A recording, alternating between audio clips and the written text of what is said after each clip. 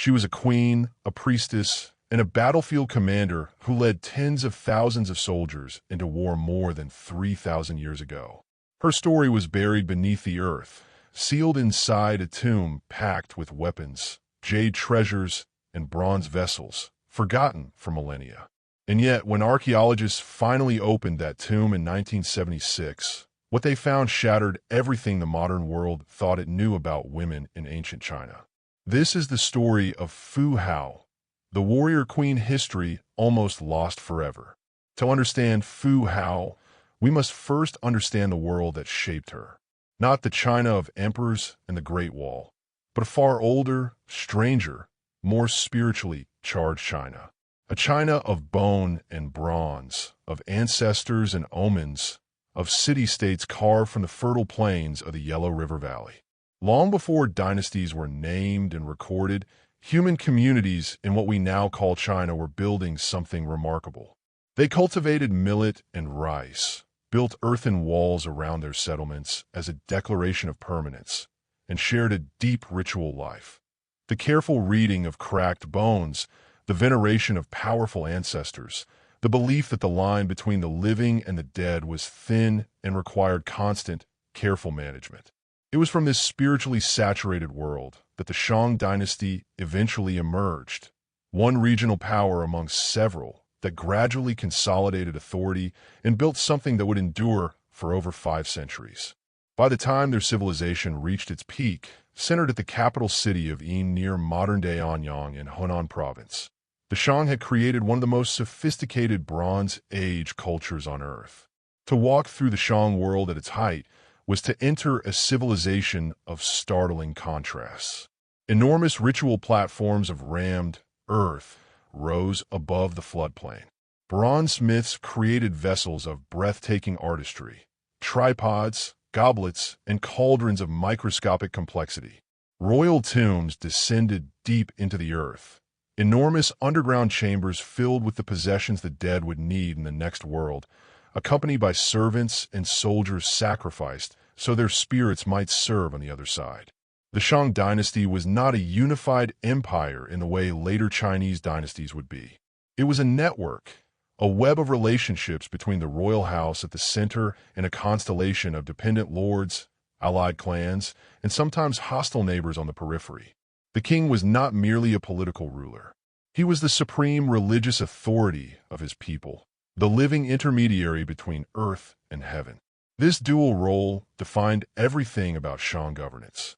Every major decision was preceded by ritual divination. The Shang did not simply plan and act. They consulted the voices of the dead through the oracle bones, inscribed animal bones and turtle shells that represent the earliest known form of Chinese writing. A diviner would apply a heated rod to a small pit carved into the back of the bone, then read the resulting cracks as answers from the ancestral world. The questions inscribed on these bones cover an extraordinary range. Will the harvest be good? Should the army be mobilized? Will the coming childbirth be auspicious? The oracle bones are not simply religious artifacts. They are records. Detailed, specific, named records of events, people, and decisions in the Shang court across nearly 3 centuries.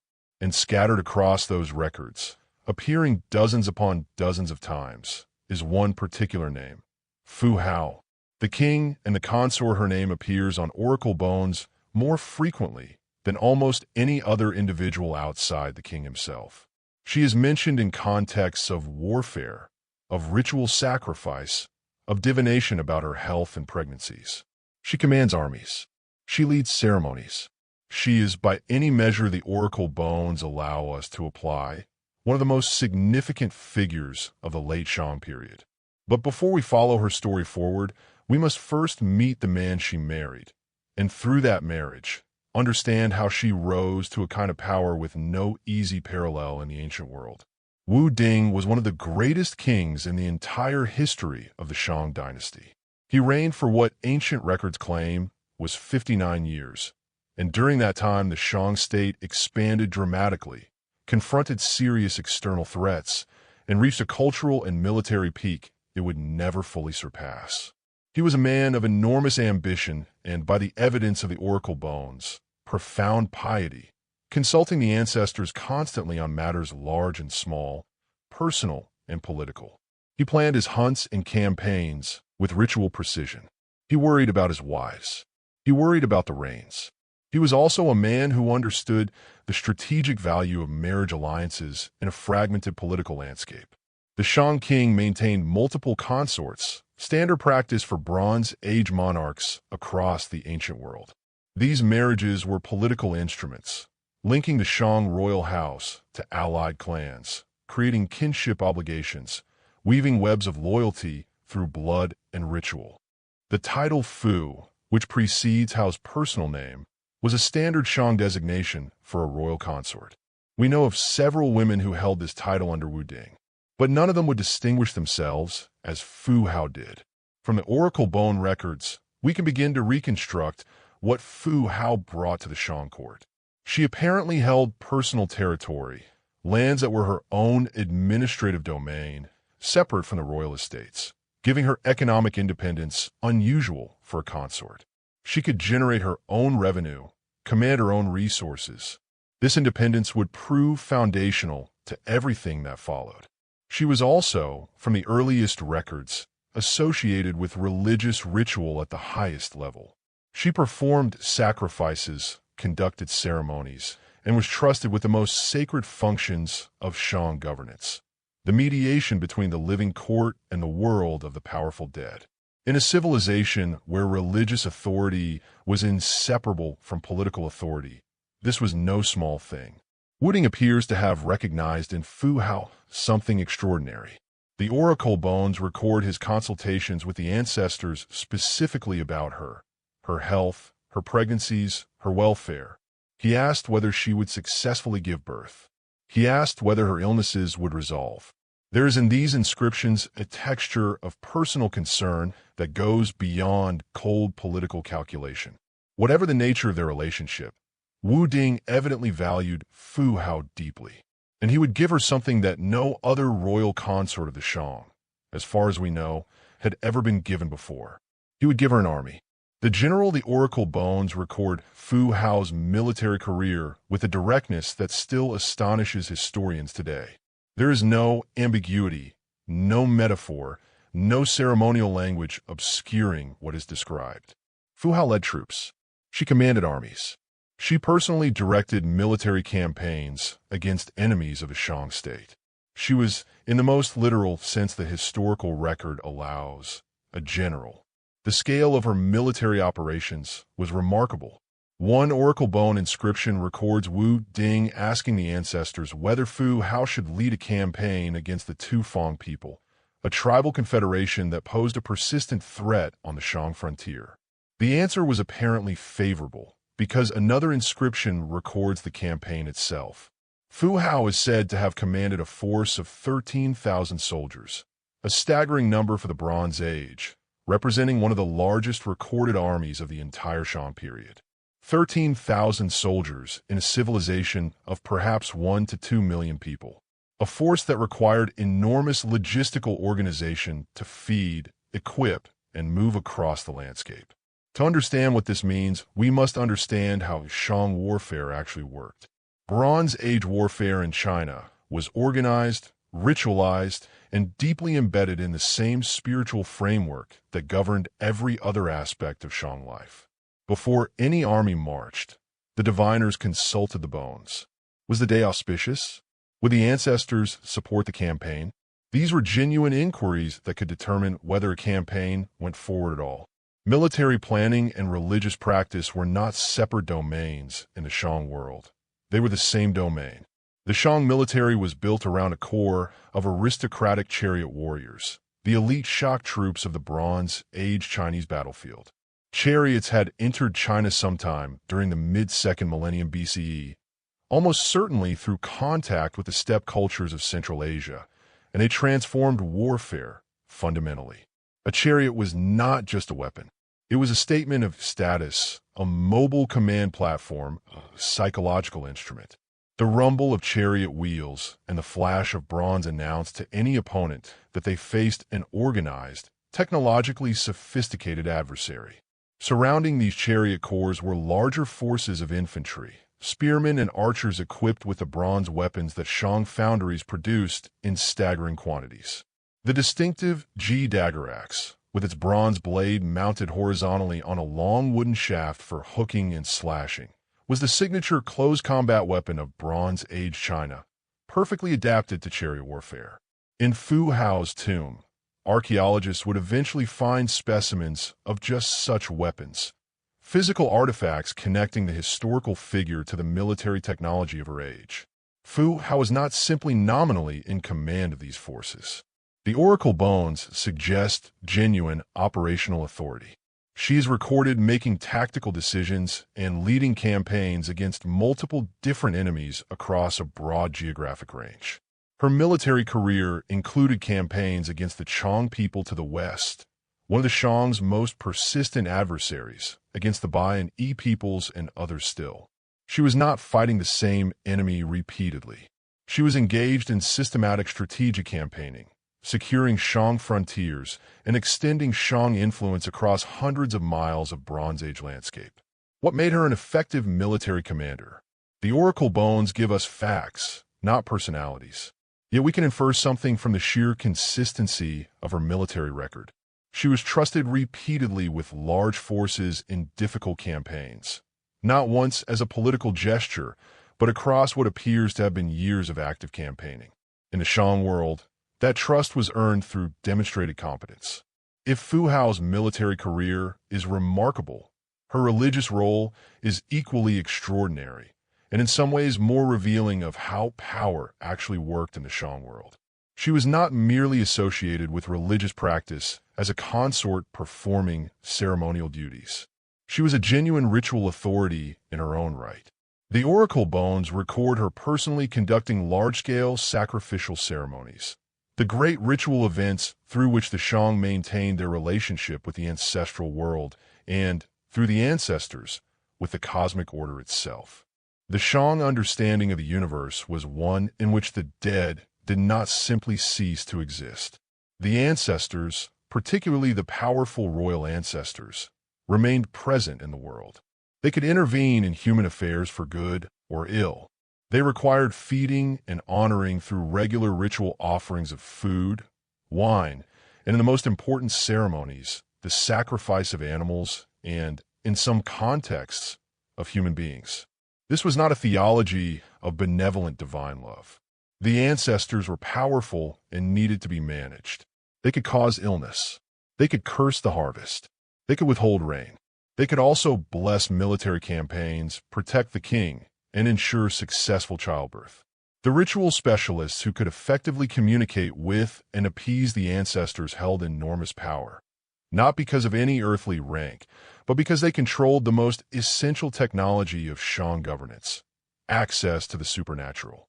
Fu Hao's ritual inscriptions record ceremonies involving the sacrifice of hundreds of animals and scores of captive prisoners, evidence of state ceremonies at the very highest level, reserved for the most significant occasions and the most powerful practitioners. She also led ceremonies connected to the agricultural cycle, the planting and harvest rituals essential to the welfare of the entire Shang population. In this capacity, she functioned as something we might, with careful qualification, call a high priestess. Though the Shang had no such simple category, she was a ritual specialist of the highest rank, a conduit between worlds, a woman through whom the power of the ancestors could flow into the world of the living. The combination of military command and religious authority in a single person was not, by Shang standards, a paradox. It was a natural expression of how power worked in a civilization where every major action was embedded in a spiritual framework. The same oracle bone consultation that determined whether Fu Hao should lead an army also asked whether a specific ancestor was causing her headache. In this world, a person of genuine power moved fluidly across what we might separate into political, military, and religious domains, because in the Shang understanding, those domains were not separate at all. Fu Hao moved across all of them with apparent ease and authority. She was a woman of multiple worlds in a civilization that experienced those worlds as one. Fu Hao was not only a historical force, she was a person. The capital city of Yin was a place of enormous activity, Bronze foundries filled the air with the smell of hot metal and charcoal smoke. Workshops of jade carvers produced constant vibrations, and markets buzzed with merchants exchanging goods and news from distant territories. For Fu Hao specifically, the oracle bones give us glimpses of a personal life behind the historical record. Wu Ding's anxious divinations about her pregnancies suggest multiple births and multiple losses. Childbirth in the ancient world carried enormous risk even for the most privileged. He asked the ancestors repeatedly whether her pregnancies would be auspicious, whether she and the child would survive. Not all the answers were favorable. She also had her own estate, a separate domain over which she exercised direct administrative control, generating income she managed independently. This economic independence was unusual and significant. It made her a patron in her own right, a person to whom others could attach themselves in the hope of advancement. The oracle bones even record divinations about her hunting expeditions, confirming that she was an active participant in the full range of elite Shang life. Not a confined presence within a domestic sphere, but a woman who moved freely through aristocratic society in all its dimensions. Let us return to the battlefield, because it is here that Fu Hao's story achieves its most dramatic texture. The Shang state in Wu Ding's reign was under pressure from multiple directions. The Tufan to the north were persistent raiders. The Chang to the west were a powerful tribal confederation that the Shang both fought and maintained complex trading relationships with. The Yi and Bai peoples along the eastern and southern frontiers were further sources of conflict, and when subdued, sources of tribute, captive labor, and the darkest accounting of Shang warfare, sacrificial victims. War in the Shang world was not a clean affair. Captured prisoners were not simply ransomed or enslaved. In significant numbers, they became sacrificial offerings in the great ritual ceremonies that sustained Shang's spiritual life. The oracle bones record the sacrifice of Chang prisoners in ceremonies where hundreds of captives might be offered to the ancestors in a single event. This was not incidental to Shang warfare. It was in part the point of it. Fu Hao's campaigns produced such captives. Her roles as military commander and high priestess were not just personally combined in one individual. They were systemically connected in the logic of Shang civilization itself. The army she commanded produced the offerings her ceremonies required. The ceremonies she conducted honored the ancestors whose favor made future military success possible. The Tufan campaign secured the northern frontier in ways that benefited the Shang state for years.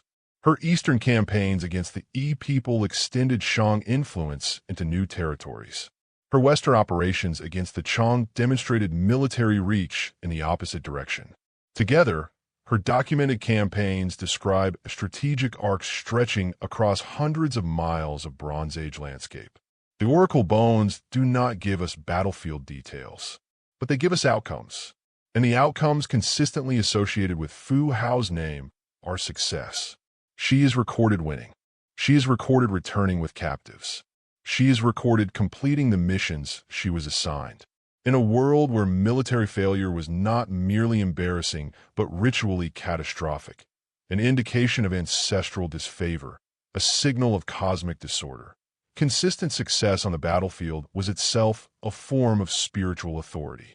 The material culture of the Shang Dynasty was extraordinary, and nowhere is this more visible than in the objects that surrounded the Shang elite. Bronze was the defining technology of their world. The Shang bronze industry operated on a scale that has genuinely surprised archaeologists. The quantities of copper, tin, and lead required to sustain it imply trading networks of enormous geographic reach and manufacturing operations of near-industrial intensity. The making of a major Shang bronze vessel was technically sophisticated. Using a piece mold casting technique, artisans built complex clay molds in sections around a clay core, poured molten metal into the assembled mold, then carefully broke away the outer sections to reveal the finished object. The results were breathtaking. Vessels with walls thin enough to feel almost fragile, surfaces covered in designs of microscopic complexity. The Tao Tai, that distinctive mask staring out from so many Shang bronze surfaces, was everywhere, on ritual vessels, on bronze weapons, on jade carvings, and its omnipresence suggests it carried deep and broadly understood meaning. Jade was the other great prestige material of Shang civilization. Unlike bronze, jade cannot be cut with metal tools. It must be ground with abrasive slurries in a process that could take months or years to produce a single finished object. The Shang used jade for ornamental objects, ritual implements, and ceremonial weapons, bearing significant quantities of it with their honored dead. For Fu Hao, these materials were the fabric of daily existence, the instruments of power, spiritual, political, and military in her world. And when she died, they would go with her. The oracle bones record Fu Hao's death, though the precise cause and date remain uncertain. Scholars estimate she died sometime around 1200 BC, relatively young, perhaps in her 30s or 40s. Crucially, she predeceased the king she had served so long and so well. And the oracle bones suggest that after her death, Wu Ding continued to consult her, not as a living advisor, but as an ancestor. He divined about her welfare in the spirit world. He asked whether she was at peace. He offered sacrifices at her tomb. The man who had asked the bones about her health and pregnancies during her lifetime now asked them about her spiritual condition and death. This tells us something important about how the Shang understood death. Fu Hao did not simply cease to exist when her body stopped breathing. In Shang theology, she became an ancestor, a powerful spirit who could, if properly honored, continue to exert influence in the world of the living. A powerful ancestor was a kind of deity, personal, specific, historically grounded, but possessed of supernatural influence. Her burial reflected this status. The Shang built tombs for their significant dead with the same ambition and care that they built temples for their gods, because in their world, the distinction was not sharp. The tomb was not just a resting place. It was a mansion for a powerful spirit, and it needed to be equipped accordingly. Then the earth closed over her, and the world continued without her for 3,000 years. Between Fu Hao's death and the moment her tomb was rediscovered, wave after wave of history washed over the landscape above her resting place. The Zhou dynasty that succeeded the Shang, the Warring States period, the brief terrifying unity of the Qin, the Great Han, the medieval dynasties, the Mongol conquest, the Ming and Qing. The capital city of Yin was eventually abandoned and gradually returned to earth. The rammed earth platforms crumbled. The timber buildings rotted away. Farmers plowed and planted in fields above the ancient city without knowing what lay beneath. Some memory persisted. The Shang were not entirely forgotten in the Chinese historical tradition, but Fu Hao was not among the remembered. Her name does not appear in the great historical texts of the Zhou or Han periods. She did not become a mythological figure or a legendary heroine. The historically grounded woman who had led armies, conducted ceremonies, and influenced the court of one of China's greatest Bronze Age kings simply disappeared from cultural memory. The oracle bones themselves were forgotten. The inscribed bones and shells, occasionally turned up by farmers' plows, were misidentified for centuries as dragon bones and sold to pharmacies as medicinal powder. The writing on them, one of the earliest forms of Chinese script, the ancestor of a writing system still in use today, was unrecognized for what it was until the very late 19th century, when scholars first began to realize that the characters scratched onto these ancient bones were an archaic form of Chinese. Systematic excavation of the ancient Shang capital began in earnest in the 1920s and 1930s. The site near modern Anyang gave up extraordinary treasures, royal tombs, bronze hoards, oracle bone deposits. But the most extraordinary discovery was still decades away. The year was 1976.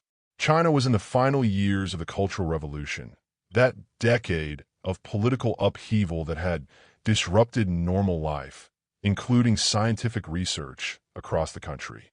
But work continued at the Anyang site. In the spring of that year, construction workers near the village of Xiaoduan were preparing the ground for a new building. Their digging equipment struck something unexpected. The construction was halted. Archaeologists were called in. What they found beneath a field that had been plowed and planted for generations was a Shang period tomb, and it had not been disturbed. This last fact was staggering. The great Shang royal tombs at Anyang had all been looted, in some cases repeatedly over the span of centuries. Their original contents could only be reconstructed from what the robbers had left behind. But this tomb had been missed. Whether through good fortune or through its somewhat peripheral location, the robbers had never found it. The archaeologists who descended into it in 1976 were among the first human beings to enter that space since the Shang period itself. What they found inside would rewrite the history of women in ancient China. The artifacts cataloged from Fu Hao's tomb number in the thousands. Over 1,600 individual objects were recovered from that single burial, a density of grave goods that made it immediately one of the most significant archaeological finds in Chinese history. The bronze objects alone were extraordinary. 468 bronze vessels were recovered, ritual tripods and cauldrons, wine containers and water vessels, food servers and warmers, the full apparatus of Shang ceremony. The craftsmanship was impeccable. Many pieces were inscribed, and the inscriptions confirmed what the oracle bones had long suggested. This was the tomb of Fu Hao, consort of King Wu Ding. The physical and textual evidence aligned in an almost perfect convergence that archaeologists rarely experience. But the bronze vessels, extraordinary as they were not the most historically significant objects in the tomb. More significant for understanding who Fu Hao had been in life were the weapons. Bronze battle axes, spearheads, arrowheads, and dagger axes. Military hardware in quantities and quality that marked the burial of someone who had genuinely wielded military authority. Shang burial practice deposited in the tomb the objects that defined the deceased's identity and status in life. Bronze vessels marked ritual authority. Weapons marked military authority. The combination at this level of quality and quantity marked a person who had genuinely held both. There were also over 700 jade objects, an astonishing accumulation of the most labor-intensive prestige material in the Shang world. Jade pendants, jade figures, jade tools, jade ornaments in the shapes of animals and human figures. The quantity was almost overwhelming, representing hundreds of thousands of hours of skilled artisan labor that could only have been assembled by someone of the very highest status. Nearly 500 bone hairpins were found, along with ivory objects, stone sculptures, ceramic vessels, and in a context that still gives archaeologists pause, the remains of human sacrificial offerings. 16 human skeletons were found in the tomb, along with the bones of dogs. These individuals had accompanied Fu Hao in death, following the Shang practice of ensuring the powerful dead were served in the afterlife as they had been served in life. The archaeological significance of Fu Hao's tomb cannot be overstated. It provided something extraordinarily rare, a direct, undisturbed, physical connection between a named historical figure and the material evidence of their life and status. Most of what we know about the ancient world comes from one of two sources: written records inevitably filtered through the purposes of their authors, or archaeological evidence that is often anonymous. We find objects without names. We read names without objects. The combination of oracle bone inscriptions that named Fu Hao dozens of times and a sealed tomb that confirmed her identity was an almost miraculous alignment. What that alignment told scholars was this: the Fu Hao of oracle bones was not an exaggeration. She was not a legendary embellishment. The woman described in the texts was real. The weapons in her burial matched her military record. The ritual vessels matched her priestly role. The scale of the burial goods matched her political importance. Fu Hao's tomb transforms scholarly understanding of women's roles in early Chinese society. The dominant narrative, shaped partly by Confucian ideologies that developed long after the Shang period, had assumed a baseline of female subjugation stretching back to the earliest times. This was wrong in important ways. The Shang world was not a feminist utopia, but within it, exceptional women could hold exceptional power. The ceiling could be bent significantly by women of sufficient capacity and circumstance. Fu Hao was not an anomaly proving a universal rule of female powerlessness. She was evidence that the rule itself was more complicated than later tradition allowed. After her rediscovery in 1976, Fu Hao's place in Chinese historical consciousness shifted rapidly. From a figure known only to specialists in Shang archaeology, she became one of the most celebrated individuals in Chinese history. The subject of museum exhibitions, academic studies, popular books, television documentaries, animated series, and video game adaptations. The Yinshu Museum at Anyang includes a dedicated exhibition to her tomb, and she's been the subject of Chinese postage stamps and dedicated academic conferences. But historical responsibility requires us to be careful. Fu Hao's power was real and extraordinary, but it was specific to her context and her historical moment. It did not represent a general emancipation of Shang women. She achieved what she achieved because of the structural features of Shang society, the fusion of religious and political authority, the system of multiple consorts that gave significant women independent economic bases, the oracle bone tradition that recorded and preserved her actions, and the particular character of King Wu Ding, who recognized her capacities and deployed them in service of his state. The Confucian formulations that would eventually shape Chinese civilization's normative understanding of gender roles were products of the Eastern Zhou period, centuries after the Shang had passed. They were not eternal truths. They were constructed in specific historical contexts that departed significantly from earlier practices. Fu Hao stands as evidence of what existed before that departure, a more varied, more contested social reality in which women of exceptional capacity could, under the right circumstances, achieve extraordinary things. On a spring morning, sometime around 1200 BCE, a woman who had led 13,000 soldiers in a battle, who had conducted the highest ritual ceremonies of her civilization, who had wielded political influence at the center of one of the great Bronze Age states. This woman died. We do not know what she looked like. We do not know the sound of her voice. We do not know whether the soldiers she commanded loved her or feared her, or both. We do not know what she thought about death, or whether the oracle bone divinations she helped conduct over the course of her life gave her any personal comfort in her final hours. What we know is what she did, and what she did was remarkable. She lived in a world of genuine complexity, a Bronze Age civilization of stunning artistic achievement and brutal sacrificial practice, of sophisticated religious philosophy and systematic violence. She navigated that world not as a passive object of historical forces, but as an active, capable, historically documented agent. She commanded armies in a world that had not yet decided women were not supposed to. She conducted the highest ceremonies of her civilization's spiritual life. She owned her own land, administered her own territory, exercised her own judgment. Then she died, was buried, was forgotten, and then she was found. Fu Hao's story invites us to think about a larger truth. History, as we receive it, is never the full record. It is always a filtered, partial, damaged fragment of what actually happened. The lives of most people who have ever lived are simply gone. Not because nothing happened to them, but because the mechanisms of historical transmission were not set up to preserve their stories.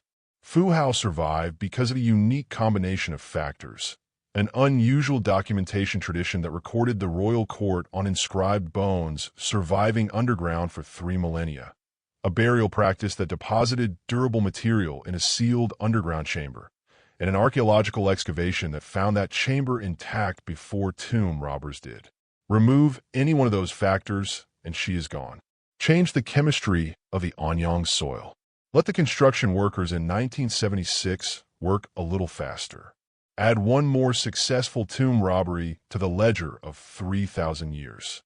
Under any of these small changes, Fu Hao would be at most a vague reference, a name without a biography, a title without a story. How many figures like her are truly gone? The answer is almost all of them. Almost all of the human past is silence. This is not cause for despair. It is cause for gratitude. Every time the earth gives back even a fragment of what it has been holding, that recovery is not inevitable. It is lucky. It is fragile. The history that we have is the history we have chosen through investment and care, to recover and preserve. The bronze vessels in Fu Hao's tomb have been photographed and placed in museum cases where visitors from around the world can stand before them and try to imagine the woman who used them. The weapons she carried in a battle are preserved under climate-controlled glass. The oracle bones that recorded her campaigns are studied by scholars who have spent careers learning to read the archaic script scratched onto their surfaces.